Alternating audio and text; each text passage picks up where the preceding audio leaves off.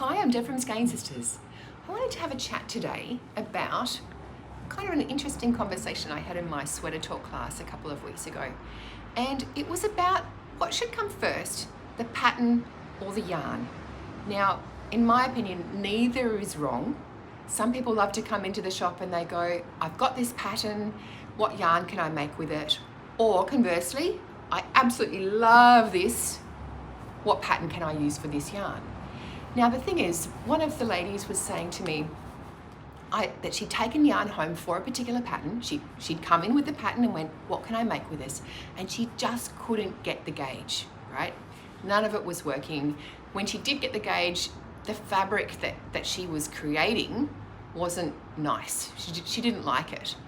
And she was saying to me, what should I do? How can I manipulate it? How can I make that pattern work? And I've got all this yarn and I don't know what to do with it. And I said to her, I think what you actually have to do is look at it from the other perspective. Like, I've got this yarn, what gauge should I make with it? What fabric is it nicest at? And then, so to do that, you've got to knit up some swatches, right? You've got to get it, you've got to try different needle sizes and really work out which gauge for that fabric is the most beautiful. And then you go searching for your pattern. So on Ravelry, there's actually an excellent function that you can search by gauge. So you can put in there a 20 stitch gauge and it will bring up patterns for you, sweaters, cardies, shawls, whatever you like. So I think that idea, she was like, wow, I hadn't really thought of it that way around.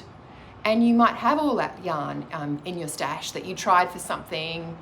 And of course, being in Australia, we're a little bit hampered by, we can't get that exact yarn a lot of the time that's recommended in the pattern, can we? But also your gauge might be different to the designer's gauge. And it's all these little facets that actually change sort of the end outcome. So to me, that's what I do. I actually get the yarn and I knit it. I probably do have a pattern in mind, but I'll be knitting it and going, do I like it at this gauge or not? And if I don't, and I can't get that gauge, then I start searching for something else that I can use that yarn for.